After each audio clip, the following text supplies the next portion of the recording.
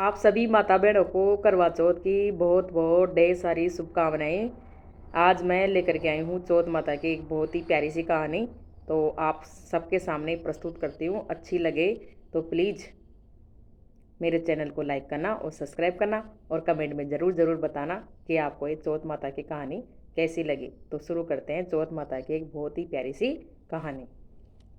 एक साहूकार के 7 बेटे थे और एक बेटी थी। वो सातों बेटे अपनी बहन से बहुत ही प्यार करते थे। तो एक बार चौथ माता की व्रत आया। कार्तिक मास की चौथ माता का व्रत आया। तो 7 जो भाई थे उनकी पत्नियों ने सातों ने व्रत रखा और बहन ने भी व्रत रखा। जब रात को भोजन के लिए भाई बैठे तो भाइयों ने अपनी बहन को कहा कि आजा बहन भोजन कर ले। तो बहन ने कहा कि नहीं भाई, मेरा तो आज व्रत है और चांद निकलने के बाद ही मैं भोजन करूँगी। तो भाइयों से बहन का मतलब मुरझाया हुआ चेहरा देखा नहीं गया। उनको दया आई। वो सोचे कि बहन तो ऐसे तो भूखा मर जाएगी, चलो कुछ उपाय करते हैं। वो सातों भाई एक पहाड़ के पीछे जाते हैं और वहाँ अग्नि जला लेते हैं। अग्नि जला करके एक भाई खड़ा होकर के चांदनी दिखाता है ऐसे, जिससे कि गोल गोल चांद नजर आए। तो चांदनी दिखा देता है और आकर के कहता है एक भाई बहन को कि देखो बहन, चांद निकल आया। बहन देखती है कि है चांद निकल आया, तो अपनी भाभीियों के पास जाती है दौड़ी दौड़ी और बोलती है कि चलो भाभीियों, भोजन कर लेते हैं, चांद को जल चढ़ा करके भोजन कर लेते हैं। भाभीियों ने समझाया कि नहीं, ये चांद नहीं है, ये तो तुम्हारे भाइयों की कलाकारी है, आप उनकी बातों में मत आना और हमारे साथ ही भोजन करना। तो बहन भाभीियों की बात को नहीं मानती है और अपने भाइयों की बात पे विश्वास करके और उस जो चालनी में जो निकला हुआ था चांद, उसको जल चढ़ा करके और भोजन ग्रहण कर लेती है। इसके बाद उस लड़की का पति बीमार हो जाता है और जितना भी धन संपत्ति वैभव सब कुछ उसकी बीमारी में पूरा खर्च हो जाता है और वहाँ से मतलब धीरे धीरे पति की मौत हो जाती है।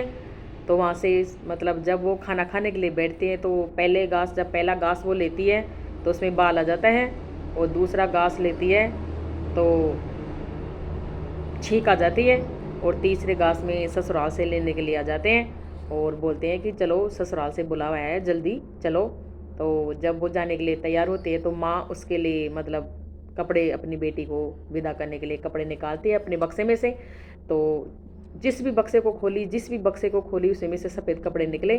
तो माँ बोलती है कि बेटा इन्हीं को पहन के चली जा और ससुराल में जो भी रास्ते में तुझे मिले, छोटा बड़ा बूढ़ा, सबके पाँव लगती चलना और आगे चलती जाना। तो लड़की वैसे ही करती है और उसके पल्लू के 1 रुपया बांध देती है कि जो भी तेरे को सुहागन का आशीर्वाद दे उसे ये 1 रुपया दे देना और पल्लू के गांठ लगा लेना। तो वो वहाँ जाती है अपने ससुराल में और जा कर के सबके पाँव लगते हैं, छोटों के, बड़ों के, बूढ़ों के, सबके। तो कोई उसको सुहागन का आशीर्वाद नहीं देता भाई, थोड़ा आशीर्वाद देते हैं, सुहागन का आशीर्वाद किसी ने नहीं दिया। जब वो पहुंचती हैं अपने ससुराल में अपने मकान के गेट के पास, तो वहाँ पे एक छोटी मतलब 8-10 साल की एक ननद थी तो खड़ी थी। तो वो उसके पाँव लगती है और वो उसको आशीर्वाद देती है कि सुहागन हो, दूधो फले, दूधो ना हो पोता फले और अमर सुहाग हो तुम्हारा। तो वो उस अपनी ननद को वो वाला 1 रुपया दे करके और पल्लू के गांठ बांध लेते हैं और अंदर चले जाते हैं। तो देखते हैं क्या कि स्वामी तो मरे पड़े हैं। वो क्या करती हैं कि नहीं, मैं तो मेरे स्वामी को जलाने नहीं दूंगी, मैं तो इनको जब दोबारा व्रत आएगा तो विधि विधान से व्रत करके चौथ मासा से आशीर्वाद लेकर के इनको जिंदा कर लूँगी। तो किसी की नहीं मानती है तो उसको एक अलग, दोनों को अलग कमरे में भेज देते हैं। तो 12 महीने तक वो अपने पति की सेवा करती है और 12 महीने के बाद में जैसे ही करवा चौथ आती है तो फिर वो पूरे विधि विधान के साथ व्रत करती है और चौथ माता आती है। चौथ माता के वो पाँव पकड़ लेती है।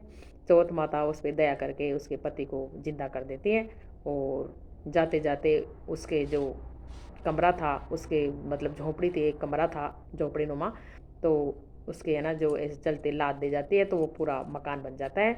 और वो दोनों एक छोटी जो ननद थी डेली मतलब रोजाना उनको भोजन देने के लिए जाती थी।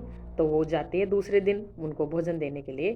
सास बोलती है कि जाओ उसको मुर्दा सेवणी को दे करके आ जा भोजन। तो वो जाती है भोजन देने के लिए। तो क्या देखती है कि भैया भाभी तो चौपड़ खेल रहे हैं, चौपड़ पासा खेल रहे हैं, खूब हंसी मजाक हो रहे हैं, खूब खिलखिला रहे हैं, खूब खुश हो रहे हैं। तो भागी भागी दौड़ी दौड़ी आती है अपने मतलब माँ के पास और बोलती है कि माँ माँ भैया तो जिंदा हो गई और दोनों है ना चौपड़ पासा खेल रहे हैं। चौथ माता ने उनके सुन ली कि नहीं ये ऐसा नहीं हो सकता। तो सास दौड़ी दौड़ी आती है और देखती है कि उनका बेटा जिंदा है।